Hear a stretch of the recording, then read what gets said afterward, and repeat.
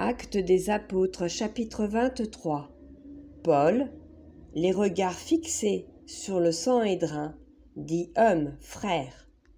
C'est en toute bonne conscience que je me suis conduit jusqu'à ce jour devant Dieu. Le souverain sacrificateur, Ananias, ordonna à ceux qui étaient près de lui de le frapper sur la bouche. Alors Paul lui dit, « Dieu te frappera, muraille blanchie. Tu es assis pour me juger selon la loi, et tu violes la loi, en ordonnant qu'on me frappe. » Ceux qui étaient près de lui dirent, « Tu insultes le souverain sacrificateur de Dieu. » Et Paul dit, « Je ne savais pas, frère, que ce fût le souverain sacrificateur, car il est écrit, « Tu ne parleras pas mal du chef de ton peuple. » Paul, sachant qu'une partie de l'assemblée était composée de Sadducéens et l'autre de pharisiens, s'écria dans le Sanhédrin, « Homme, frère, je suis pharisien, fils de pharisien. C'est à cause de l'espérance et de la résurrection des morts que je suis mis en jugement. » Quand il eut dit cela, il s'éleva une discussion entre les pharisiens et les sadducéens, et l'assemblée se divisa. Car les sadducéens disent qu'il n'y a point de résurrection, et qu'il n'existe ni ange ni esprit, tandis que les pharisiens affirment les deux choses.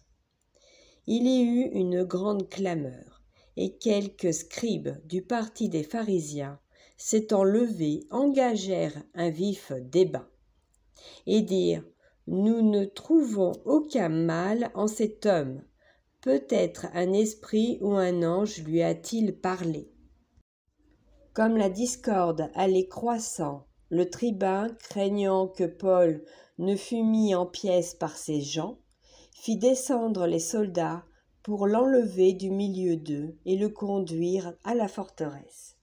La nuit suivante, le Seigneur apparut à Paul et dit, « Prends courage, car de même que tu as rendu témoignage de moi dans Jérusalem, il faut aussi que tu rendes témoignage dans Rome. » Quand le jour fut venu, les Juifs formèrent un complot et firent des imprécations contre eux-mêmes en disant qu'ils s'abstiendraient de manger et de boire jusqu'à ce qu'ils eussent tué Paul. Ceux qui formèrent ce complot étaient plus de 40, et ils allèrent trouver les principaux sacrificateurs et les anciens, auxquels ils dirent, « Nous nous sommes engagés avec des imprécations contre nous-mêmes à ne rien manger jusqu'à ce que nous ayons tué Paul. Vous donc, maintenant, adressez-vous avec le Sanhédrin au tribun, pour qu'il l'amène devant vous, comme si vous vouliez examiner sa cause plus exactement. Et nous, avant qu'il approche, nous sommes prêts à le tuer. » Le fils de la sœur de Paul, ayant eu la connaissance du guet-apens, alla dans la forteresse pour informer Paul. Paul appela l'un des centeniers et dit, « Mène ce jeune homme vers le tribun, car il a quelque chose à lui rapporter. » Le centenier prit le jeune homme avec lui, le conduisit vers le tribun et dit, « Le prisonnier Paul m'a appelé et m'a prié de t'amener ce jeune homme, qui a quelque chose à te dire. » Le tribun, prenant le jeune homme par la main et se retirant à l'écart, lui demanda, « Qu'as-tu à m'annoncer ?» Il répondit, « Les Juifs sont convenus de te prier d'amener Paul demain devant le Sanhédrin, comme si tu devais t'enquérir de lui plus exactement. » Ne les écoute pas, car plus de 40 d'entre eux lui dressent un guet-apens et se sont engagés avec des imprécations contre eux-mêmes, à ne rien manger ni boire jusqu'à ce qu'il l'ait tué. Maintenant ils sont prêts et n'attendent que ton consentement. Le tribun renvoya le jeune homme, après lui avoir recommandé de ne parler à personne de ce rapport qu'il lui avait fait.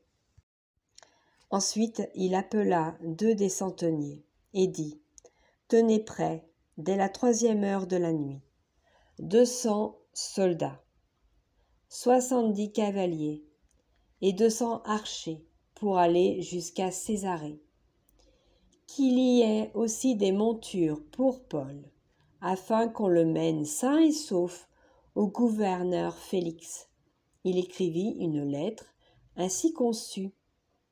Claude Lysias, au très excellent gouverneur Félix salue. Cet homme, dont les Juifs s'étaient saisis, allait être tué par eux lorsque je survins avec des soldats et le leur enlevai, ayant appris qu'il était romain. Voulant connaître le motif pour lequel il l'accusait, je l'emmenai devant le Sanhédrin. J'ai trouvé qu'il était accusé au sujet de questions relatives à leur loi, mais qu'il n'avait commis aucun crime qui mérite la mort ou la prison.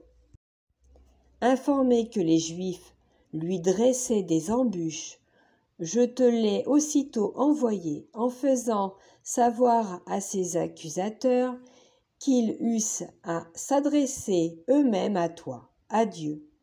Les soldats, selon l'ordre qu'ils avaient reçu, prirent Paul et le conduisirent pendant la nuit jusqu'à Antipatris. Le lendemain, laissant les cavaliers poursuivre la route avec lui, ils retournèrent à la forteresse. Arrivés à Césarée, les cavaliers remirent la lettre au gouverneur et lui présentèrent Paul. Le gouverneur, après avoir lu la lettre, demanda de quelle province était Paul. Ayant appris qu'il était de la Cilicie, « Je t'entendrai, dit-il, quand tes accusateurs seront venus. » Et il ordonna qu'on le gardât dans le prétoire d'Hérode.